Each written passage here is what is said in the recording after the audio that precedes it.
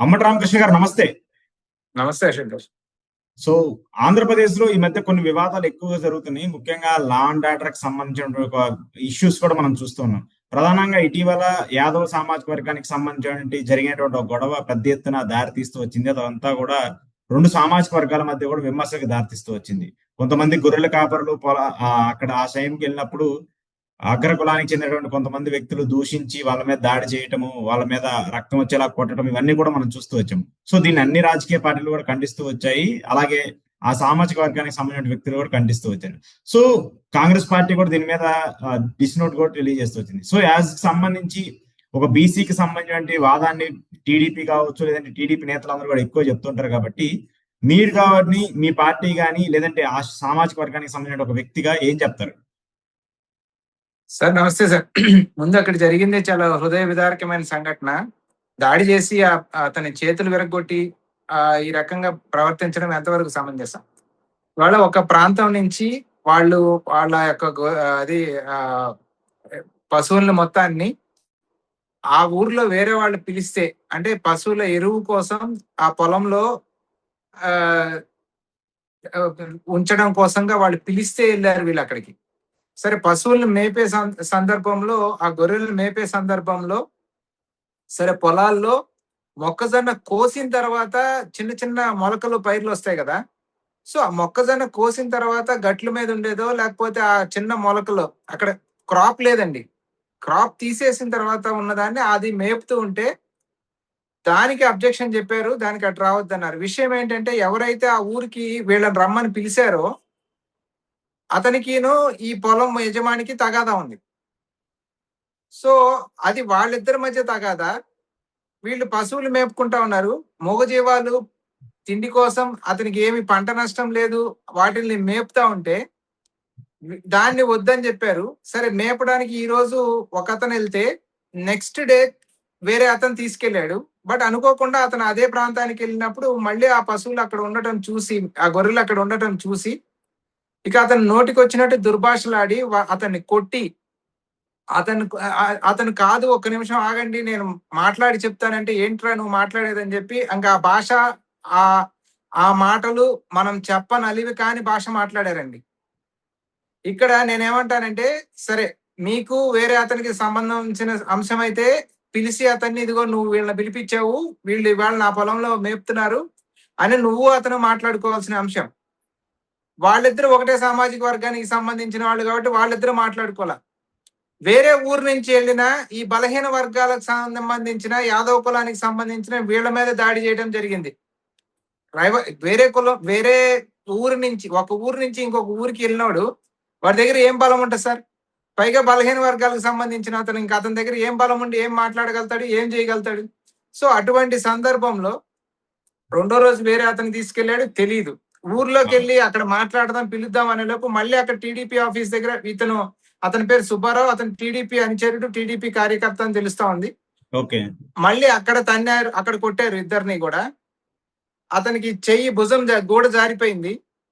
Police case పెట్టాలా వద్దా ఏమీ అర్థం కాని ఒక అయోమయ స్థితిలో ఉన్నారు వాళ్ళు.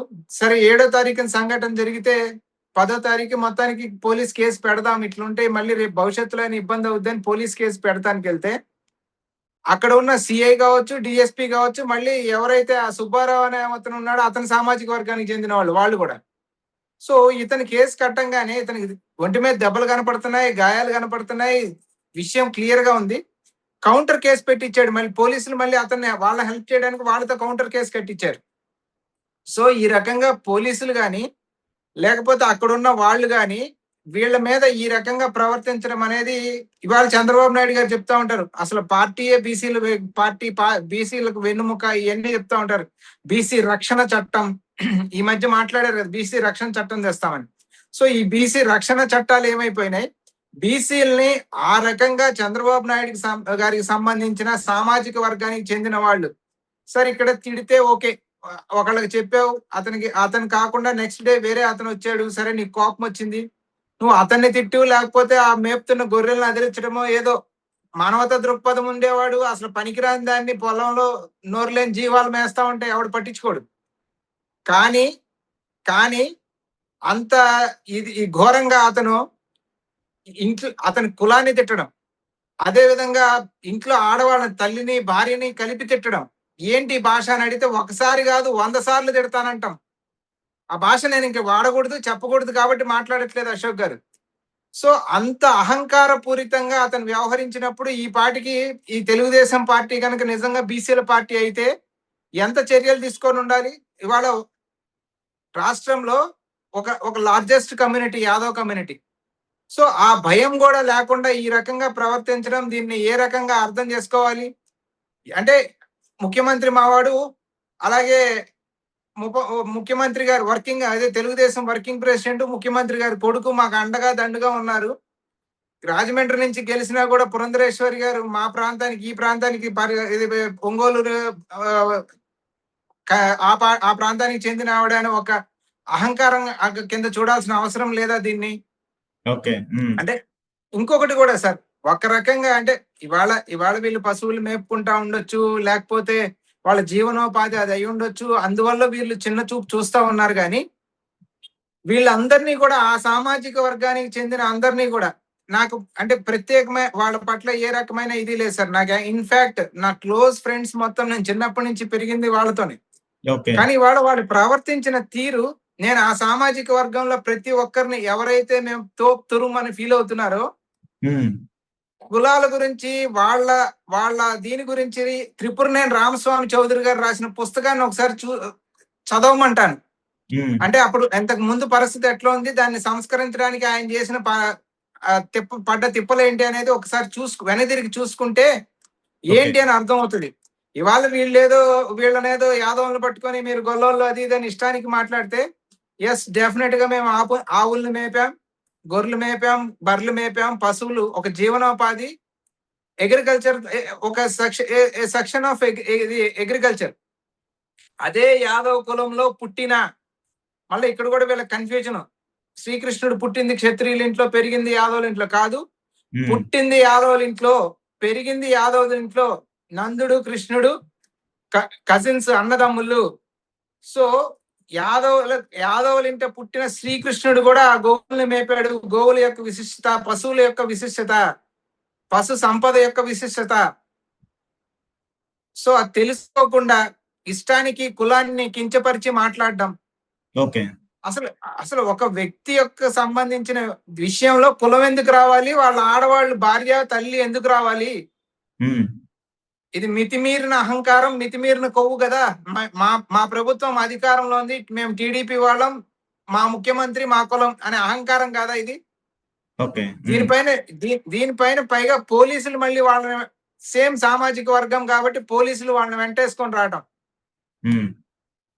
దీనికి బహుశా నాకు తెలిసి రేపు సోమవారం దొరకను ఏమో అల్టిమేటం ఇచ్చారు. ఆ ఎస్పీ, డిఎస్పీ పైన, అట్లాగే ఆ సిఐ పైన యాక్షన్ తీసుకోవాలని, ఈలోపు యాక్షన్ తీసుకుంటామని కూడా ఏదో చెప్పారు.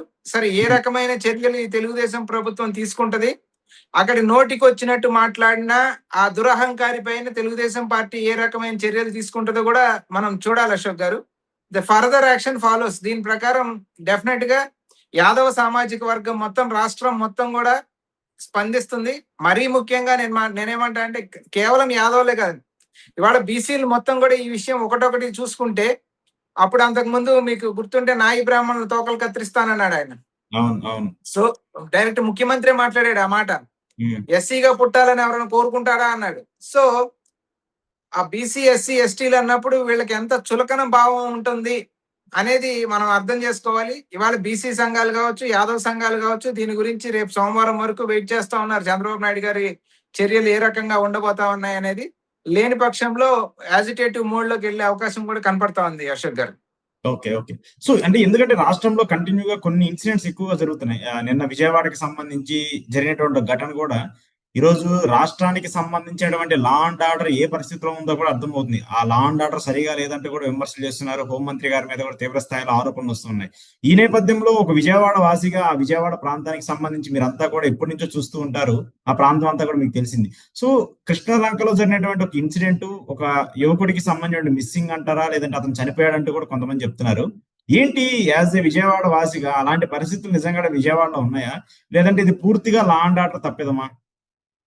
సార్, పూర్తిగా పోలీసులు ఆల్రెడీ అంతకు ముందు అతను తీసుకెళ్లేటప్పుడే చెప్పారు అని కూడా అంటున్నారు. వాళ్ళ తల్లి ఏం చెప్తా ఉందంటే, నా కొడుకునన్నా చూపించండి, శవాన్నన్నా ఇయ్యండి, కనీసం బూడిదన్నా ఇవ్వండి అని అడుగుతుంది ఆమె. సో అటువంటి పరిస్థితుల్లో వీళ్ళు ఆ వ్యక్తిని చూపించేటట్టు పరిస్థితి లేదు, శవాన్ని చూపించే పరిస్థితి లేదు, ఏం చేశారో అర్థం కాని పరిస్థితి. వేరే వాళ్ళు మాటలు బట్టి మనం చూస్తా ఉంటే వీళ్ళు లాకప్ లో ఏదో చేసేశారు, అదే విధంగా అంత్యక్రియలు కూడా జరిపించేశారు అనే ఒక మాట కూడా అక్కడ మాట్లాడుతా ఉన్నారు. సో ఇటువంటి పరిస్థితుల్లో పోలీసుల యొక్క ప్రవర్తన తీరు అంటే కస్టడీలోకి తీసుకునేటప్పుడే, పైగా ఇవాళ దానికి కవరప్ గా ఏం మాట్లాడుతా ఉన్నారు, అతను రౌడీ షీటర్ అని మాట్లాడుతా ఉన్నారు. రౌడీ షీటర్ అంటే మీకు చంపేసే అధికారం ఎవరు ఇచ్చారు? ఒకవేళ నిజంగా మనిషి కానీ బతికుండుంటే ఓకే ఫైన్, తీసుకొచ్చి చూపించండి. బతికి లేని పక్షంలో ఒకవేళ అతను చనిపోయి ఉంటే చంపేసే అధికారం మీకు ఏ చట్టం ఇచ్చింది ఇండియాలో? ఎట్లా ఎట్లా ఆ రకంగా చేయగలుగుతారు? సో దాని నుంచి తప్పించుకునే దానికోసంగా రకరకాల కట్టుకథలు అల్లే ఒక కార్యక్రమం చేసిన తర్వాత ఇవాళ సామాజిక మాధ్యమాల్లో కావచ్చు, మెయిన్ మీడియా కొన్ని మీడియాల్లో వస్తా ఉంది, లాకప్ డెత్ జరిగింది, అతని ఫొటోస్ ఆ టైంలో ఏదో హాస్పిటల్ కి తీసుకెళ్ళబోతా ఉంటే సీసీటీవీ ఫుటేజెస్ అవన్నీ ఉన్నాయి అనేది మనకి స్పష్టంగా కనపడతా ఉన్నారు. ఈవెన్ కాలి గోర్లు కూడా పీకేశారు, కాలి గోర్లు కట్లు కట్టారు, కాళ్ళకి కట్లు కట్టారు అనేది కూడా మాట్లాడుతూ ఉన్నారు. సో ఇంత క్రూరంగా వ్యవహరించాల్సిన అవసరం ఏమొచ్చింది ప్రభుత్వానికి ఒక రౌడీ షీటర్ మీద? సో పోలీసులు ఇవాళ చట్టాన్ని పూర్తిగా వాళ్ళ చేతుల్లోకి తీసుకొని, అంటే ఒక పక్కన ముఖ్యమంత్రి గారి కొడుకే వాళ్ళని అనవసరమైన ఎంపవర్మెంట్ ఇస్తా ఉన్నాడు ఆయన. మొన్న మీటింగ్ లో కూడా ఎర్ర బుక్ దాన్ని చేసుకెళ్తా ఉంది అని మాట్లాడినప్పుడు, పైగా వాళ్ళేమో జనసేన సానుభూతి పరులు అని చెప్తా ఉన్నారు. ఇంతకు ముందు కూడా చూసాం మనం, ఏది కందుకూరు దగ్గర జరిగినప్పుడు కూడా రెండు కులాల మధ్య ఇది జరిగినప్పుడు ఇక దాన్ని అది ఉధృతం అవుతా ఉన్నప్పుడు ఆ ఎవరిపైన అయితే దాడి జరిగిందో అతను కాపు కులానికి సంబంధించిన అతను అన్నప్పుడు దాన్ని కవర్ చేయడం కోసం లేని లేని పరిధిలో నుంచి అతనికి ఎక్స్గ్రేషియా అది ఇది ప్రకటించి దానికి అక్కడికి కూల్ చేయడం జరిగింది. ఇవాళ ఇక్కడ కూడా అదే పరిస్థితి. సో ఒక పక్క నుంచి ఎవరు మన జనసేన అధినేత పవన్ కళ్యాణ్ గారేమో మీకు కుల భావన వద్దు, రాష్ట్ర భావన కావాలి అంటే, ఆయనకి ఏ భావన కావాలంటే ఆ జనాలకు ఆ భావన ఉండాలి. ఇక్కడేమో కులం పేరుతోనో లేకపోతే ఆయా కులాల వాళ్ళకి సంబంధించిన వాళ్ళనో కొట్టి చంపేయడమో లేకపోతే వాళ్ళ మక్కిలు ఇరగొట్టడమో జరుగుతుంది. కులం పేరు పెట్టి తిట్టి మక్కిలు ఇరగొడతా ఉంటే కుల భావన ఏ రకంగా పోద్ది? ఇప్పుడు ఇమీడియట్ గా అప్పుడు అతను వెళ్లాల్సింది ఎక్కడికి? ఆ ప్రకాశం జిల్లాలో ఎక్కడైతే జరిగిందో అక్కడికి వెళ్ళి ఎవరైతే చేశారో వాళ్ళ మధ్య కూడా అతను మాట్లాడాల్సింది. అది తెలుగుదేశం వాళ్ళు కాబట్టి ఇతను నోరు మెదపడు. సో పవన్ కళ్యాణ్ గారి డ్యూయల్ రోల్, డ్యూయల్ మెంటాలిటీ మనకి ఇక్కడ బయటపడతా ఉంటది. ఇక్కడ విజయవాడ సంఘటనకు సంబంధించి కూడా ఏం జరిగింది అని ఇప్పుడు అంత నాది సున్నిత మనస్తత్వం ఇవన్నీ మాట్లాడుతుంటాడు ఆయన. అంత సున్నిత మనస్తత్వం అంత స్పందించే మనస్తత్వమే ఉంటే ఇన్ని రోజులుగా ఆ తల్లి అల్లాడుతా ఉంటే ఏం జరిగింది అనే మాట చెప్పేవాళ్ళు లేడు ఈ ప్రభుత్వంలో ఇప్పుడు. ఉన్నాడా లేడా లేకపోతే ఏమైంది ఆ క్లారిటీ చెప్పేవాళ్ళు లేడు. సో ఈ సున్నిత మనస్కుడు స్పందించాలి కదా దాని గురించి. అంత అంత ప్యూర్ డ్రామాటిక్ సినీ పక్కీలో నడిపిస్తా పోతా ఉంటే లా అండ్ ఆర్డర్ ఆయనే అన్నాడు కదా అంతకు ముందు అనిత గారి విషయంలో ఏదో వచ్చినప్పుడు, నేను హోంమంత్రిని కాదు హోమ్ మినిస్ట్రీ నా చేతిలో ఉండుంటే అని మాట్లాడాడు కదా. సో హోమ్ మినిస్ట్రీ ఫెయిల్యూర్ అన్నట్టుగా ఎవరు మన పవన్ కళ్యాణ్ గారే మాట్లాడారు కదా, మీరు నేను కాదు కదా. ఇవాళ ఇన్ కంటిన్యూషన్ ఇవాళ జరుగుతున్నాయన్నీ అలాంటివే కదా. ఇప్పుడు నేను చెప్పిన ప్రకాశం జిల్లా యాదవ్లకు సంబంధించిన సబ్జెక్ట్ కానీ లేదు, ఇప్పుడు ఇక్కడ కృష్ణలంక ఆ కుర్రోడు కాపుల కుర్రోడు అంటున్నారు మరి. సో అతనికి సంబంధించిన విషయం కానీ మరి స్పందన ఏంటి అనేది తెలియాలి కదా. ఇవన్నీ కూడా పోలీస్ వైఫల్యమే కదా, లా అండ్ ఆర్డర్ వైఫల్యమే కదా. సామాన్యమైన ఒక వ్యక్తికి అంత అహంకారం వచ్చి నోటికి వచ్చినట్టు మాట్లాడే తీరు గాని, పోలీసులు ఈ రకంగా వ్యవహరించడం కానీ ఇదంతా కూడా ప్రభుత్వం అండ చూసుకునే కదా వాళ్ళు ప్రవర్తిస్తా ఉంది. సో ఇది ఫెయిల్యూర్ అంటామా, ఫెయిల్యూర్ కాదంటామా? రాష్ట్రంలో ఈ రకంగా పెట్టుకొని పోటుగాడు అక్కడ ఢిల్లీకి వెళ్ళి మీటింగ్లు పెట్టొస్తారు. ఈయన మా పవన్ కళ్యాణ్ గారు ఏం సాధించామని ఢిల్లీకి వెళ్ళి ఉపన్యాసం చెప్పొస్తారు అనుకోవాలి అశోక్ గారు. సరే అంటే కంటిన్యూగా జరుగుతూ ఉన్నాయి స్టేట్ కి సంబంధించి ఇలాంటి ఇబ్బందులు కావచ్చు, ఇలాంటి అంశాలు కావచ్చు, ఈవెన్ పవన్ కళ్యాణ్ గారికి సంబంధించిన అంశాలన్నీ కూడా ఎందుకు మళ్ళీ మళ్ళీ కులాలకు సంబంధించినటువంటి భావన ఎందుకు పెరుగుతుంది? 2 సంవత్సరాలు అయిపోయింది. ప్రభుత్వానికి సంబంధించిన అంశాల మీద దృష్టి పెట్టాలి, లేదంటే ఆ స్కీమ్స్ గురించి మాట్లాడాలి, మనం ఏం డెవలప్మెంట్స్ చేసామో చెప్పాలి, లేదంటే ఏం చేయబోతున్నామో చెప్పాలి. అదంతా కాకుండా మళ్ళీ కులాలకు సంబంధించినటువంటి భావన, ఇలాంటి దాడులు బీసీల మీద, కాపుల మీద ఇలా జరుగుతున్నప్పుడు, వాళ్ళే ప్రధాన భాగంగా ఉన్నటువంటి వ్యక్తుల మీదే ఇలాంటి దాడులు జరుగుతున్నప్పుడు, ఇక ప్రభుత్వాలు కావచ్చు, లేదంటే వాళ్ళని నమ్ముకున్న వాళ్ళు రేపు మళ్ళీ సపోర్ట్ చేస్తారనేటువంటి నమ్మకం ఎందుకు వస్తుంది? అంటే ఒకటి సార్, భారతీయ జనతా పార్టీతో మనం కలిసి ఉంటే ఇక ఓట్లతో సంబంధం లేదు, వాళ్ళు గెలిపిస్తారనే ఒక అతి విశ్వాసం ప్రభుత్వానికి. ఉమ్, ప్రభుత్వం మనది కాబట్టి మనం ఏం చేసినా అడిగేవాళ్ళు లేడు, మన ఇష్టానికి ప్రవర్తించవచ్చు అని టీడీపీ సామాజిక వర్గానికి, టీడీపీని పూర్తిగా బలపరిచే సామాజిక వర్గానికి కానీ, ఆ క్యాడర్ కానీ, మీరు ఇది ఎక్కడ ఇప్పుడు చూడండి, కృష్ణుడి బొమ్మ దగ్గర మొదలైంది కదా. అక్కడ కృష్ణుడి బొమ్మ పెట్టాలనుకున్నప్పుడు, అవును, రామారావు గారి వేషంలో పెట్టాలనుకున్నప్పుడు వద్దు అని ఆ రోజు జరిగినప్పుడు, చంద్రబాబు నాయుడు గారు ఆ రోజే గట్టిగా స్పందించి సామాజిక వర్గానికి మెసేజ్ పంపించుండొచ్చు, మీరు ఈ రకంగా రియాక్ట్ అయితే రేపు మనకి ప్రభుత్వానికి ఇబ్బంది అవుద్ది, మీరు ఇది ఈ కుల ఇది ఎక్కువ పెంచుకోమాకండి, దీన్ని కంట్రోల్లో పెట్టుకొని ఉండండి అని అతను మెసేజ్ పంపిస్తే చాలా వెల్ ఆర్గనైజ్డ్, ఇమీడియట్ గా కింద వరకు వెళ్తుంది మెసేజ్. ఉమ్, అట్లేది కాకుండా వదిలేస్తా ఉన్నారు అన్నప్పుడు దాన్ని ఏ రకంగా అర్థం చేసుకోవాలంటే, ప్రభుత్వం కూడా మేము ఏం చేసినా చలామణి అవుతుంది, మా వాళ్ళు చెయ్యొచ్చు అని వదిలేస్తున్న వరుస సంఘటనలు జరుగుతా ఉన్నాయి కదా. ఒక్క సంఘటన అంటే మనం అనుకుంటాం, వరుస సంఘటనలు జరుగుతా ఉన్నాయి కదా. అవును, అవును. సో ఈ రకంగా బీసీల మీద, యాదవుల మీద, కాపుల మీద దాడి చేయటం అనేది ఆయా సామాజిక వర్గాలకు చెందిన రాజకీయ పార్టీల కన్నా కూడా ఆయా సామాజిక వర్గాలకు చెందిన కుల సంఘాల నేతలను నేను విజ్ఞప్తి చేస్తా ఉన్నాను. మీ స్పందన రాజీ లేకుండా, మీరు కుల సంఘ అధ్యక్షులుగా, కుల సంఘ నాయకులుగా ఉన్నారు కాబట్టి ఖచ్చితంగా వాళ్ళకి అండగా నిలబడాలి. రాజకీయ పార్టీగా డెఫినెట్ గా బీసీల పక్షాన, యాదవుల పక్షాన, కాపుల పక్షాన మేము పోరాటం చేస్తాం. రాజకీయ పార్టీగా కులాన్ని మాట్లాడకూడదు, ఎత్తి చూపించకూడదు. బట్ ఇప్పుడున్న పరిస్థితుల్లో అది మాట్లాడాల్సి వస్తా ఉంది. దానికన్నా కూడా కులం సంఘ నాయకుల మీద ఎక్కువ బాధ్యత ఉంది. మీరు ఆయా ఓకే. కులాలకు అండగా నిలబడితే తప్ప ఉమ్. ఈ రాక్షస క్రీడలు ఆపలేము అనేది వరుస సంఘటనల వల్ల మనకు అర్థం అవుతా ఉంది Ashok garu. Okay sir, okay.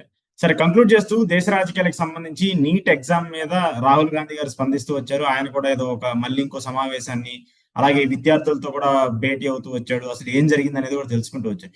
ఏంటి Congress party as an opposition గా ఇండియా కూటమికి సంబంధించి ఏం చేయబోతుంది? ఎందుకంటే this is not a first time, almost ఒక 4-5 సార్లు లీక్ అవుతూ వచ్చింది నీట్ పేపర్. సో ఈసారి ఏం చేయబోతుంది కాంగ్రెస్ పార్టీ? స్టాండ్ ఏంటి దీనికి సంబంధించి? సార్, నీట్ పేపర్ లీక్ అయిన తర్వాత దానికి కారకులైన వాళ్ళు ఎవరంటే ప్రశ్నాపత్రాలు తయారు చేసిన వాళ్ళు. ఎక్కడైతే ప్రశ్నాపత్రం తయారైందో అక్కడే లీక్ అయింది. సో ఎవరు చేతులు కలిపి ఎవరు లబ్ధి కోసం చేశారు అనేది తేలాలి. ఆ సంబంధిత శాఖ మంత్రి ధర్మేంద్ర ప్రధాన్ ని రాజీనామా చేయమని రాహుల్ గాంధీ గారు కోరుతా ఉన్నారు. ఇది ఒకళ్ళిద్దరికి సంబంధించింది కాదు, 23 లక్షల మంది స్టూడెంట్స్ కి సంబంధించిన, విద్యార్థులకు సంబంధించిన, వాళ్ళ తల్లిదండ్రులకు సంబంధించిన ఆవేదన. దానికి కూడా ఈ ప్రభుత్వం స్పందించకపోతే, పైగా 9 మంది పిల్లలు సూసైడ్ చేసుకొని ఆ టెన్షన్ తట్టుకోలేక చనిపోయారండి. అంటే పిల్లల ప్రాణాల పట్ల గాని, లేకపోతే ఎగ్జామ్ కండక్ట్ చేయడంలో ఫెయిల్యూర్ గాని, అనేక దఫాలుగా నీట్ కండక్ట్ చేయడంలో వీళ్ళు ఫెయిల్ అవటం గాని, అదే విధంగా వీళ్ళు అధికారంలో ఉన్న అప్పుడు, అంటే సెంట్రల్ గవర్నమెంట్ కి సంబంధించి కానీ, వీళ్ళు అధికారంలో ఉన్న రాష్ట్రాల్లో గాని దాదాపుగా 90 ప్రశ్నాపత్రాలు లీక్ అయినాయండి. కానీ ఎక్కడ కూడా ఎవరిపైన యాక్షన్ తీసుకోవట్లా. మా ఇష్టానికి రాజ్యాన్ని వెళ్తామంటున్నాం కానీ దీని బాధ్యత తీసుకునే వాళ్ళు కనపడట్లా. ఒకళ్ళని బాధ్యత తీసుకోవాలి కదా. సో దాన్ని ప్రజల ముందు ఈ బాధ్యత లేని ప్రభుత్వం యొక్క దీన్ని ఎలా ఉంది అని ప్రజలకు తెలియజేసే కారణం ఒకటి.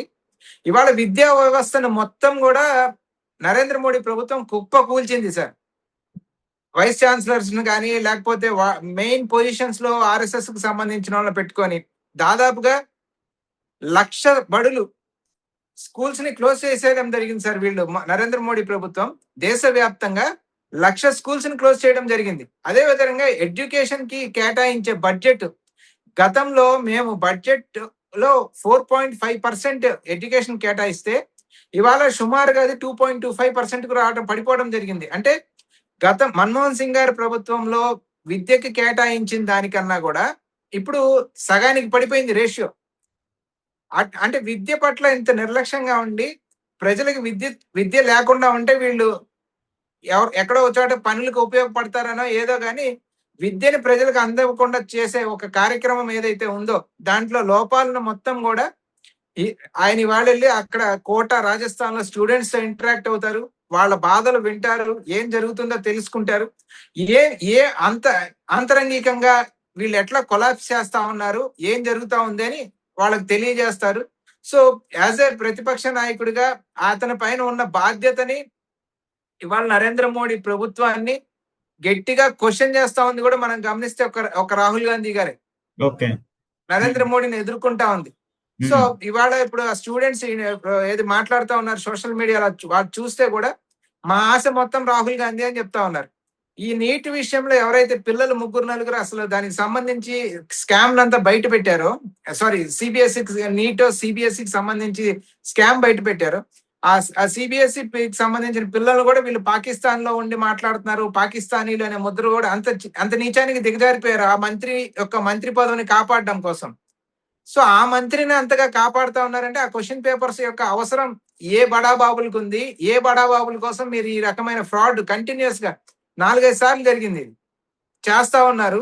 సో డబ్బు లేనివాడు పేదవాడు మెరిట్ అయినా కూడా ఇవాళ చదువుకోలేని పరిస్థితిని కల్పిస్తా ఉంది నరేంద్ర మోడీ ప్రభుత్వం అనేది ప్రజలకు స్పష్టంగా తెలియజేయాలనే దీంతో రాహుల్ గాంధీ గారు ఇవాళ అంటే దాదాపుగా ఈ నెల రోజుల్లో 4-5 ప్రోగ్రామ్స్ తీసుకోవడం జరిగింది 4-5 ప్రాంతాల్లో. ఇవాళ ఫస్ట్ ప్రోగ్రామ్ గా రాజస్థాన్ కోటాలో స్టార్ట్ చేయబోతా ఉన్నారు అశోక్ గారు. ఓకే ఓకే ఖచ్చితంగా కనీసం ఇప్పటికైనా సరే ప్రభుత్వం దానికి సంబంధించి ఒక స్పందన ఇచ్చి విద్యార్థుల జీవితానికి ఒక మంచి బాట చూపిస్తుందేమో అనేది కూడా చూద్దాం. Thank you sir, thank you very much.